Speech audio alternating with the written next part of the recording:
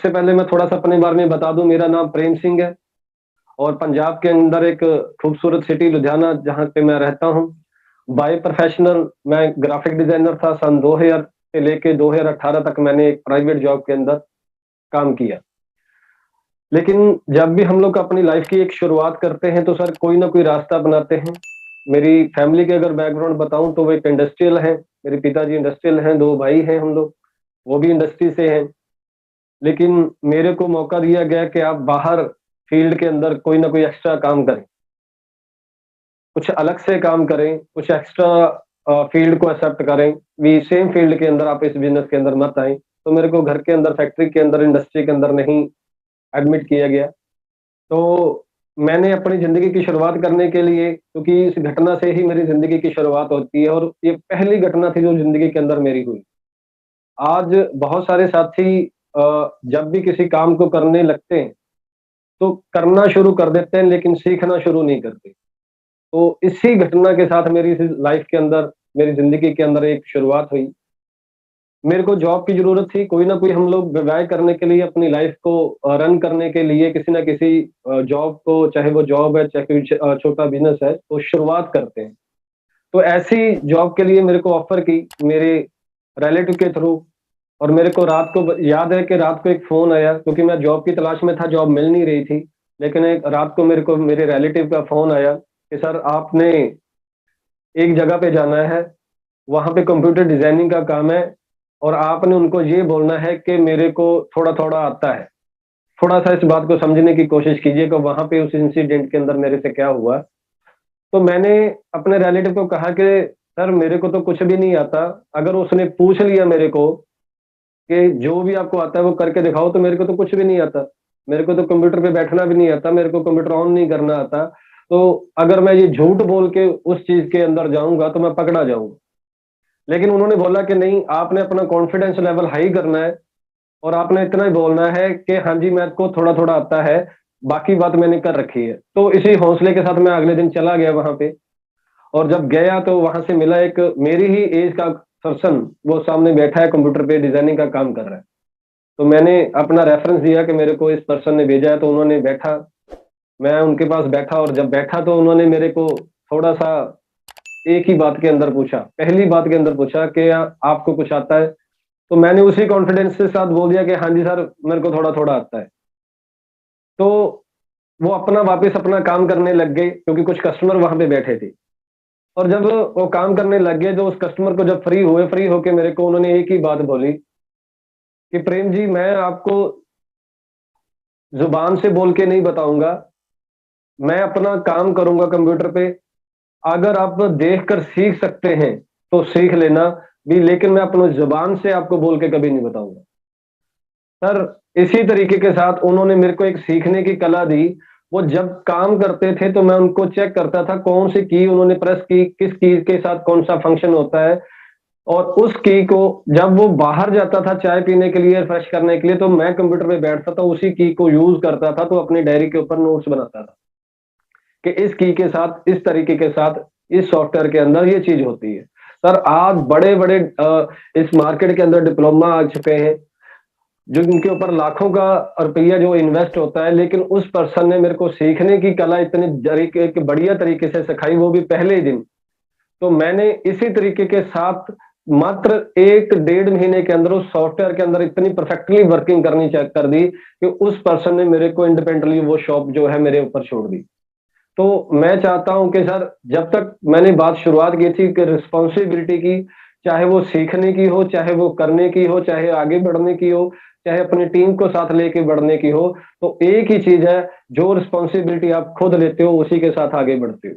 तो आज से चाहे वो ये मारेकल मॉर्निंग का सेशन है, चाहे आपकी ज़िंदगी का सेशन है, चाहे आपके बिज़नेस का सेशन है, वहाँ पे आपने रिस्पॉन्सिबिलिटी के साथ काम करना है। ताजो आपकी ज़िम्मेदारी सिर्फ़ अपनी ज़िम्मेदारी नहीं है, क्योंकि बहुत सारे साथी हमें देखकर इस बिज़नेस के अंदर आते हैं, बहुत सारे परिवार हमें देख के इस बिज़नेस के अंदर आते हैं, तो हमारी रिस्पॉन्सिबिलिटी है उनको साथ लेके उनको आगे बढ़ना।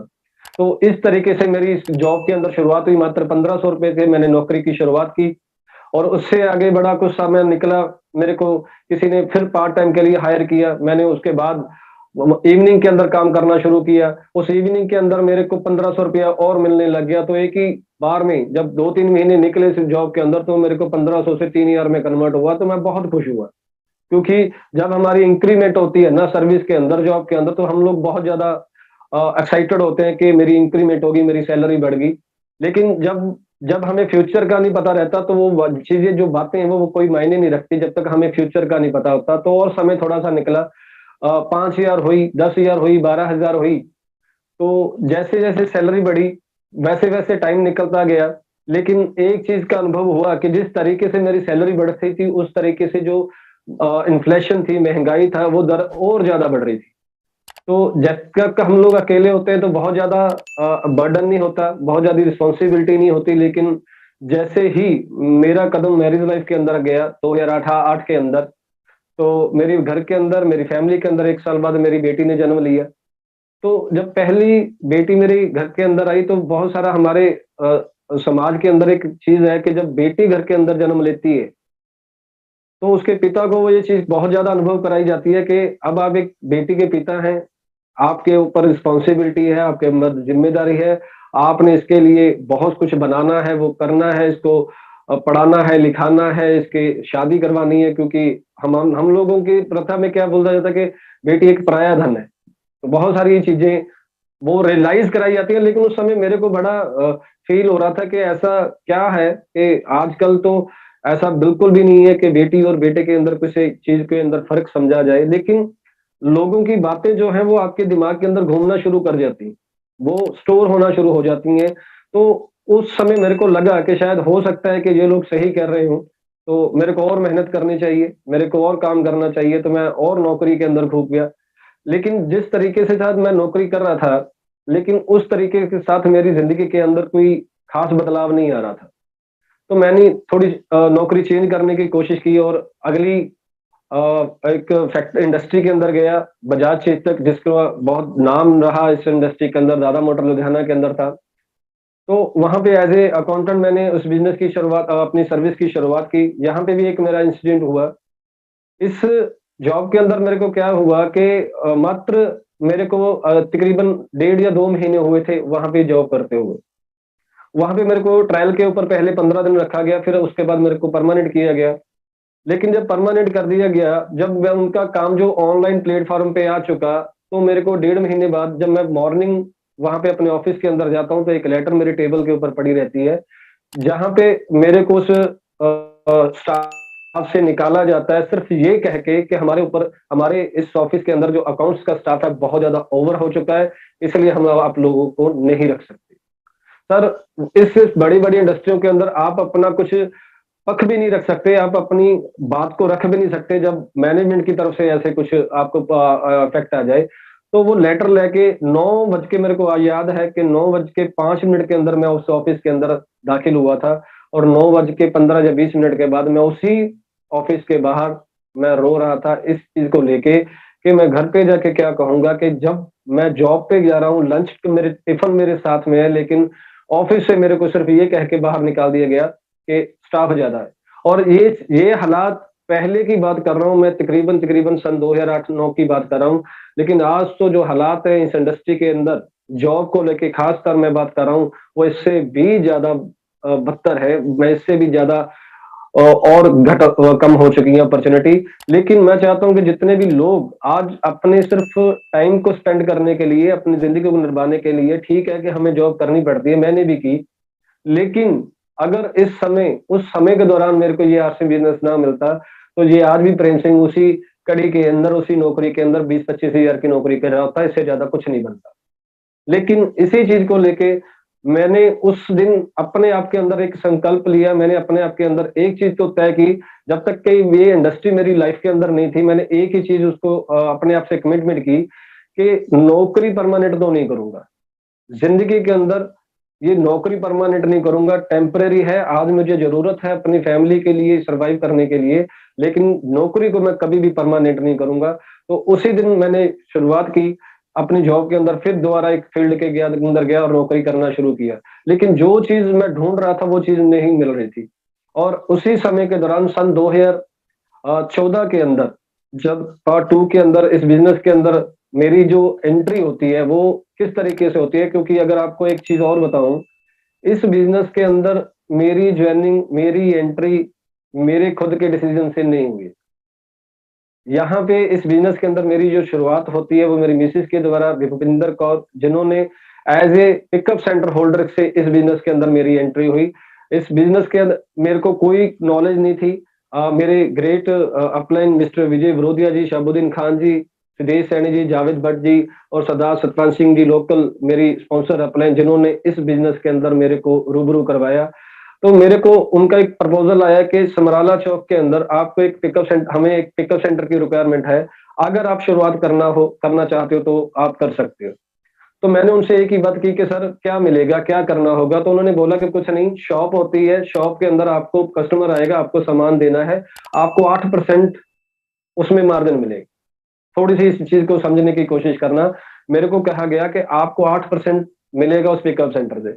मैंने कहा मतलब ये है कि अगर मैं ₹100 की चीज़ दूँगा तो मेरे को ₹8 बचेंगे। कहते बिल्कुल सही है, आपको ऐसे ही होगा। अगर 1000 की आपकी टोटल सेल ₹1000 की हुई तो ₹80 बच जाएँगे। अगर 10,000 की हुई तो 800 बच जाएँगे। मैं कहा सर मैं बिल्कुल समझ गया। तो इस चीज़ को जब एक्सेप्ट किया तो वहाँ पे शुरुआत की। तो कुछ दिन निकले, क्योंकि उस समय के दौरान मेरे को तकरीबन 13-14 साल हो गए थे जॉब के अंदर। तो बर्डन थोड़ी-सी कम ज़रूर हो गई थी। सुबह 10 बजे जाते थे, शाम को 5 बजे, 6 बजे घर पे आ जाते थे, तो इतनी बोझ नहीं था उस समय के दौरान। लेकिन जब इस बिज़नेस के अंदर शुरू हुआ, तो कुछ रिस्पॉन्सिबिलिटीज़ लेनी होती हैं। और जब नए बिज़नेस की शुरुआत करते हैं, तो थोड़ी-सी एक्साइटमेंट रहती है इस बिज़नेस को, नए-नए बिज़नेस को, क्योंकि शुरुआत किया होता है। तो दिन के अंदर मेरी मिसेज़ जो है इस पिकअप सेंटर को रन करती थी और शाम को मैं वहाँ पे आ जाता था, तो मैं अपनी ड्यूटी देखता था। लेकिन जब ये 20-25 दिन निकले, तो बहुत सारे कस्टमर आके मेरे को बार-बार पूछते थे कि सर आप तेल को इस्तेमाल करते हो? आप हेल्थ गार्ड ऑयल यूज़ करते हो? आप न्यूट्रीचार्ज यूज़ करते हो?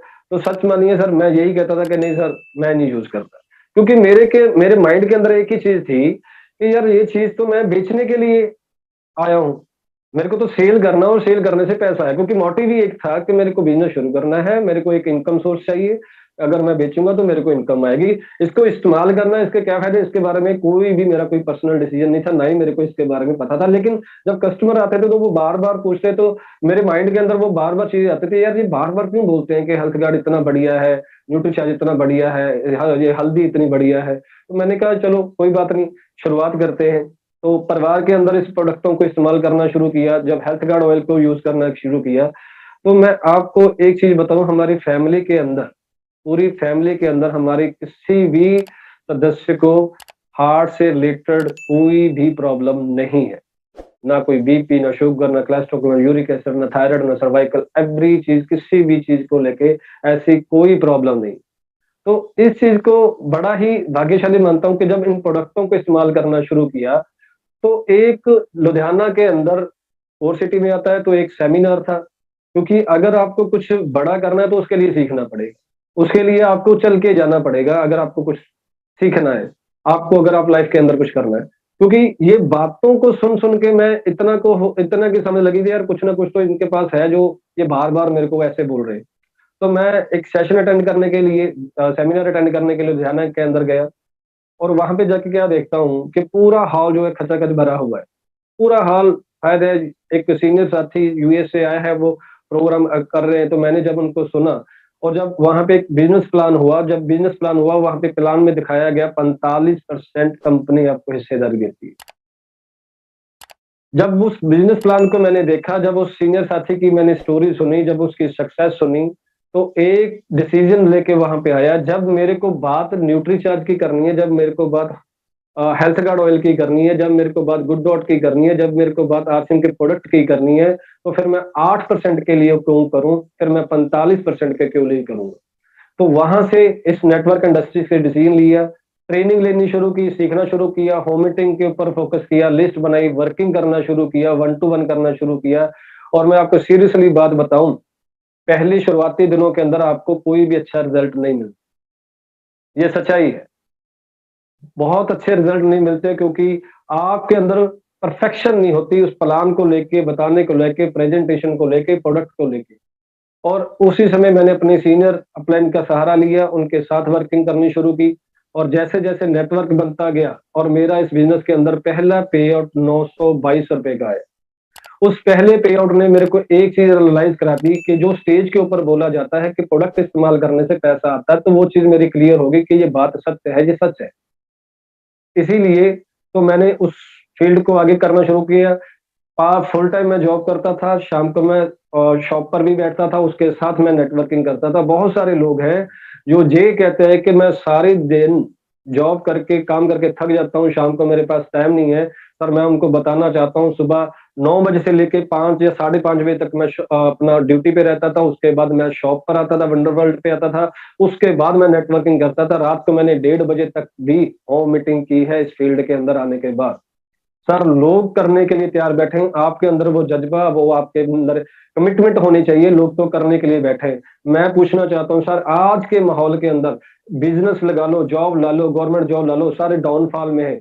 एक इंडस्ट्री है जो आपको कंधे से कंधा मिला के मोटिवेट करके आपके साथ चलने के लिए तैयार है। सर, आपके अंदर वो हौसला होना चाहिए, बाकी किसी अंदर लोगों के बाहर नेगेटिविटी भरी पड़ी है, लोग नकारात्मक सोच के व्यापारी नहीं बन चुके हैं इस लोगों के अंदर। तो लेकिन सिर्फ एक ही इंडस्ट्री है, डायरेक्ट सेलिंग इंडस्ट्री, जहाँ पे आपको कितनी भी नेगेटिविटी आ जाए, लेकिन आपको पॉजिटिव का एक तिनका भी मिल गया, वो आपको आगे लेके चल बढ़ती है। तो इसी तरीके से 922 से सफर स्टार्ट हुआ, और फिर उसके बाद 5,000, 10,000 रॉयल्टी का लेवल भी आया। रॉयल्टी के बाद 2018 के अंदर, क्योंकि जब मैं रॉयल्टी के लेवल आया तो मैंने जॉब छोड़ने का डिसीजन लिया। लेकिन मेरे को एक ही चीज़ रियलाइज़ कराई, थोड़ा समय और दीजिए, जिस दिन आपकी पोज़ीशन बन गई, आप खुद डिसीजन ले लोगे। तो मैंने थोड़ा टाइम निकाला, 2018 अक्टूबर 2018 के अंदर। यहाँ पे भी थोड़ी-सी चीज़ मैं आपको रियलाइज़ कराना चाहता हूँ, जितने भी जॉब वाले पर्सन हैं। 2018 के अंदर मेरा टेक्निकल क्वालीफाई हुआ, जिसका पे आउट था 72,311 रुपए। लेकिन उस पे आउट से मैं इतना हैरान था कि मैंने 18 साल जॉब की, और 18 साल जॉब करने से मेरा जो मेरी सैलरी मेरे को पे इन स्लिप पे मिलती थी, वो मात्र 28,000 थी। लेकिन 4 साल मात्र मेरे को इस बिज़नेस के अंदर हुए थे, जहाँ पे मेरा जो पे आउट था, उस सैलरी से डबल हो क्रॉस कर गया था। सर, इसी चीज़ के अंदर मैं बार-बार बोलता हूँ, ये इंडस्ट्री आपको कंपाउंडिंग रिज़ल्ट देती है। डे टू डे रिजल्ट नहीं देती, ये आपको कंपाउंडिंग रिजल्ट देती है। मैंने 4 साल पेशेंस रख के इस इंडस्ट्री को सीख कर आगे बढ़ना शुरू किया। उसका रिजल्ट क्या हुआ, पिछले 18 साल की मेहनत मैंने 4 साल में कवर कर ली, और अक्टूबर 2018 के अंदर मैंने अपनी जॉब को छोड़ा, रिज़ाइन किया, और परमानेंटली इस बिज़नेस के अंदर आ गया। 24 आवर मैंने इस बिज़नेस के अंदर वर्किंग की, और टेक्निकल क्वालीफाई करने के बाद नेक्स्ट ईयर मैंने पर्ल किया, फिर उसके बाद स्टार पर्ल, उसके बाद इमराल्ड। और सन 2021 के अंदर, सॉरी 20 के अंदर, जब लॉकडाउन था, ये इंडस्ट्री पूरी बंद थी, सारी इंडस्ट्रीज सारी बंद थी, पूरे वर्ल्ड के अंदर एक ऐसी डाउनफॉल आ चुका था। उसी समय के दौरान मैंने स्टार मराल्ड निकाला, जिसका मेरा हाईएस्ट पे आउट था 3,11,000। लेकिन ये सफर 922 रुपए से स्टार्ट हुआ था, लेकिन वो सीखना और जारी रखा, और अपने आप को इस फील्ड के अंदर पेशेंस रख के करते शुरू किया। तो आज इस मुकाम पे हूँ कि मैंने एक वंडरवर्ल्ड अपने लुधियाना के अंदर, जिसकी स्पेस आज अगर मेरे बच्चे पढ़ते हैं बढ़िया स्कूल के अंदर, वो भी आसिम की देन है। अगर मैं लाइफ़स्टाइल को जी रहा हूँ, तो वो मेरी आसिम की देन है। लोग इस हम हिमाचल के अंदर लाइफ़स्टाइल कैसे चेंज होता है, मैं आपको थोड़ी-सी बात कराता हूँ कि लोग हिमाचल प्रदेश के अंदर घूमने जाता हूँ, लेकिन मेरा पूरे हिमाचल के अंदर बिज़नेस करने जाता हूँ। सर, घूमता भी हूँ, एन्जॉय भी करता हूँ, और इसी कड़ी के दौरान मैंने जब इस बिज़नेस को करना शुरू किया, तो ये नहीं है कि मेरे को कोई प्रॉब्लम नहीं आई। हर तरह की प्रॉब्लम आती है, लोग आपको मना करेंगे। मेरे को आज भी याद है, 5 साल या 45 साल हमारे मेंटर, हमारे गुरु डॉक्टर सुरेंद्र वस्त जी, जिनकी कैसेट मैंने यूट्यूब पे ऊपर सुनी थी। 5 साल या 45 साल सर, या तो 5 साल कड़ी मेहनत करके हम लोग इस बिज़नेस के अंदर अपने आप को सक्सेस, एक कामयाब रास्ते के ऊपर ले आएँ, या फिर 45 साल अपनी लाइफ़ को दोष मत दीजिए, जैसे भी कटती है उसको काट लीजिए, क्योंकि ज़िंदगी या तो जी जाती है या काटी जाती है। ये आपके ऊपर डिसीज़न है कि आपने क्या करना है। आपने इस ज़िंदगी को जीना है या काटना है। अगर तो जीना है, तो इस इंडस्ट्री के अंदर 5 साल जी लीजिए सर, आपकी आगे की वाली जो लाइफ़ है, वो पूरी बहार की लाइफ़ आ जाएगी। तो इसी समय के दौरान मैंने इस इंडस्ट्री के अंदर अपनी टीम के अंदर किन चीज़ों का मैंने ध्यान रखा, मैं थोड़ा-सा उसके ऊपर आपके फ़ोकस करवाना चाहता हूँ। सर, सबसे पहली एक चीज़ का ध्यान रखिए कि अगर आप इस इंडस्ट्री के अंदर आते हैं, तो आपको 100% यूज़र बनना पड़ेगा। आपको 100% वफ़ादार बनना पड़ेगा, आप अपने अपने बिज़नेस के प्रति, अपनी कंपनी के प्रति, अपने प्रोडक्ट के प्रति। अगर आप अब इन चीजों के ऊपर अपनी वफादारी नहीं दिखाएंगे, मैं गारंटी देता हूँ सर, इस बिजनेस में छोड़ो, इस इंडस्ट्री के अंदर आप कामयाब नहीं हो जा सकते अगर आप अपने लिए इस बिजनेस के अंदर वफादार नहीं। तो वफादार बनना है, वफादारी में क्या आता है कि सर कुछ भी हो जाए मेरे को 100% प्रोडक्ट आसिम का ही चाहिए।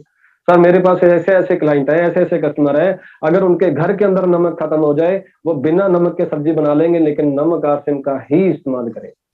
सर ये कमिटमेंट हमारे पास होनी चाहिए, ये दृढ़ता जो है हमारे पास होनी चाहिए, जो हमसे हर सवालों के जवाब जो फील्ड में आपको चाहिए उसके जवाब आपको अपने अंदर से ही मिले। क्यों? क्योंकि हम 100% यूजर होंगे। और सेकंडली अपनी टीम को डायमंड क्लब, क्योंकि देखिए मैं बहुत सारे लोगों से सुनता हूं कि डायमंड क्लब करने का तो ये तो सेल करवाने का इनका एक प्रोजेक्ट बना रखा है। सर मैं कहता हूं कि इस दुनिया के अंदर जितने भी बड़े व्यापारी हुए, जितने भी बड़े बिजनेसमैन हुए, सर सारे के सारे बेच ही रहे। कोई भी ऐसा साथी नहीं है, कोई भी इंडस्ट्रियलिस्ट ऐसा नहीं है, कोई भी बिजनेसमैन ऐसा नहीं है जो नहीं बेचता हो। सर अगर बेचने से बंदा अमीर बन सकता है, सर सारा काम तो कंपनी ने, फैशन शूटिंग प्राइवेट लिमिटेड ने, आरसिम ने खुद ले रखा है। हमें तो एक छोटा पार्ट दिया है 45% की हिस्सेदारी देने के बाद कि हमें सिर्फ सेल करना है। सर कंपनी एजुकेशन खुद देती है, कंपनी के प्रोडक्ट की ट्रेनिंग खुद देती है, जूम के ऊपर देती है, फिजिकली सेमिनार होते हैं, सीनियर अपलाइन आपके साथ है। सर इतनी सिस्टम होने के बाद अगर एक साथी उनके सिस्टम के बीच में आ जाए तो अपने आप काम हो जाता है, अपने आप का सक्सेस हो जाएगा। सिर्फ आपको उस माहौल के अंदर रखना, उस माहौल के अंदर आपको अपने आप को रखना है। बाहर की इंडस्ट्री में चेक कीजिए सर, कौन किसके साथ खड़ता है? कोई भी नहीं खड़ता। आप अकेले होते हो, उस चाहे वो जॉब करते हो चाहे आप बिजनेस करते हो, आपको सारा कुछ अकेले ही हैंडल करना होता है। यहाँ पे तो सिर्फ हमें सेल वाला पैटर्न करना है और बेचना तो पड़ेगा सर। अगर हम लोग सेल पे नहीं आएंगे, इस सेल के मार्केटिंग में नहीं आएंगे तो कुछ पॉसिबल नहीं है। तो इसी तरीके के साथ जब हम लोग डायमंड क्लब करते हैं, क्योंकि अगर आप 100% यूजर है तो 70 से 80% डायमंड क्लब आपके घर में आ जाता है। मैं गारंटी देता हूं, मे भी हो सकता है कि आपको एक कस्टमर की जरूरत पड़ जाए एड ऑन करने के लिए कि आपका डायमंड क्लब कंप्लीट हो जाए। तो 5000 बीवी के ऊपर मैंने फोकस किया, अपनी टीम को गाइड करना शुरू किया, सेल्स के टिप्स देने शुरू किए, उनको मार्केटिंग करनी सिखाई।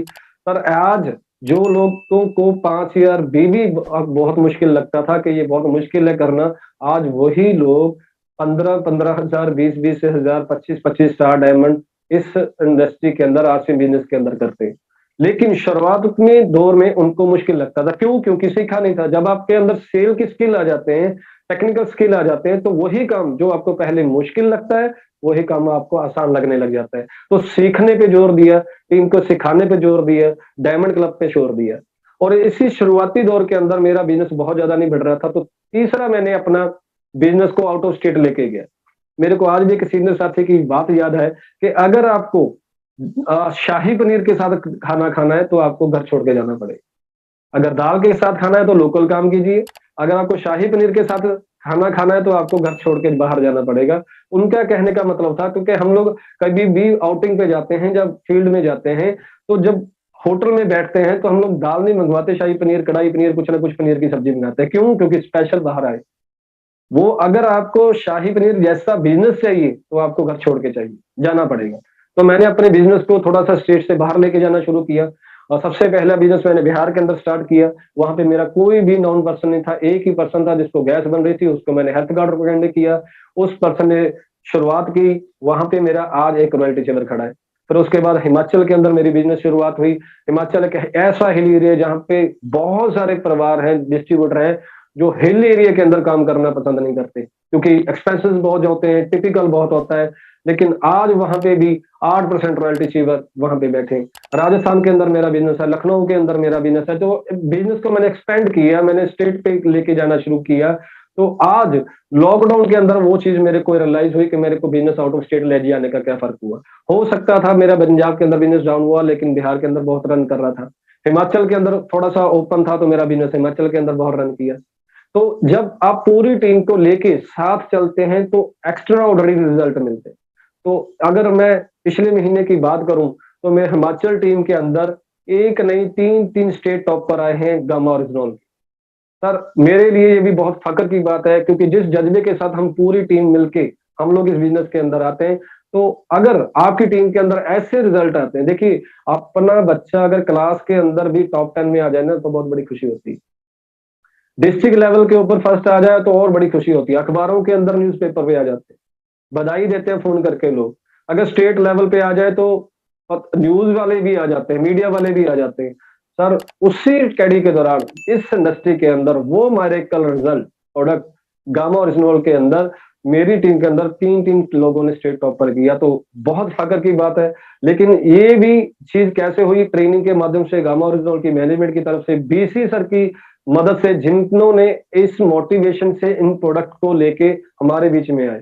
और आज सिर्फ ऐसा ही नहीं है कि इन प्रोडक्टों के कुछ रिजल्ट नहीं है, एक ऐसा रिजल्ट है कि जिनको मेरे 2 महीने पहले मेरे डिस्ट्रीब्यूटर की मिसेज़ को पैरालाइज़ का अटैक हुआ और बिल्कुल वो बेड पे थी, लेकिन उनका रिजल्ट इतना आया कि आज वो रनिंग पोज़ीशन में है।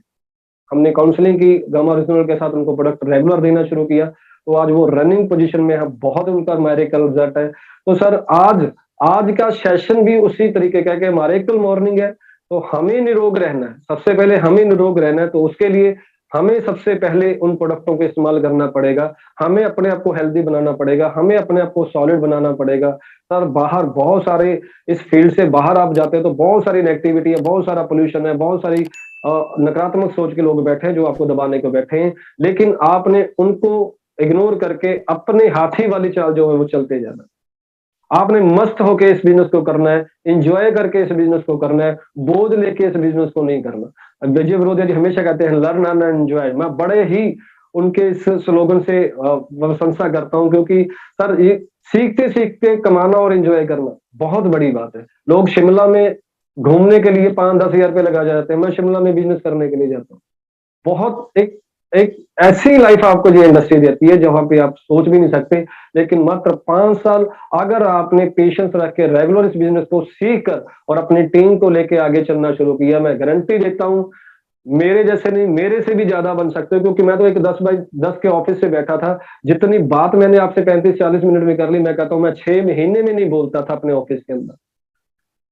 तो ये अगर मैं कर सकता हूँ, तो आप भी सब लोग कर सकते हैं। बात सिर्फ एक ही है कि हमें कमिटमेंट करनी पड़ेगी, सिस्टम के प्रति वफ़ादार बनना पड़ेगा, अपने प्रति वफ़ादार बनना पड़ेगा, अपनी टीम के प्रति वफ़ादार बनना पड़ेगा। तो कोई भी ऐसा कारण नहीं जो आपको कामयाबी के रास्ते पे रोक सके। तो मैं सभी से निवेदन करता हूँ कि आज का जो सेशन योग का है, इसको भी हम लोग प्रमोट करेंगे। हम लोग इनका साथ रहेंगे, क्योंकि हमें सबसे पहले हेल्दी रहना है, तभी हम लोग कोई रिस्पॉन्सिबिलिटी लेके आगे कर सकते हैं। तो मैं दोबारा आज सभी सीनियर साथियों का बहुत-बहुत तहे दिल से शुक्रगुज़ार हूँ कि जिन्होंने आज मेरे को मौका दिया, आज के सेशन को अपनी बात रखने का, और हम लोग लगातार प्रयास करेंगे कि आसिम के अंदर जो पायदान के ऊपर हम लोग पहुँचे और उन्हीं लोगों को लेके हम लोग जो टीम के सहारे हम लोग पहुँचे, उनको भी अपनी पोज़ीशन पे लेके आए। उनके घरों के अंदर भी खुशी और निरोगता रहे। तो सभी का बहुत-बहुत धन्यवाद। मैं वापस कॉल करता हूँ अशोक जी को। Thank you very much. जय आसिम।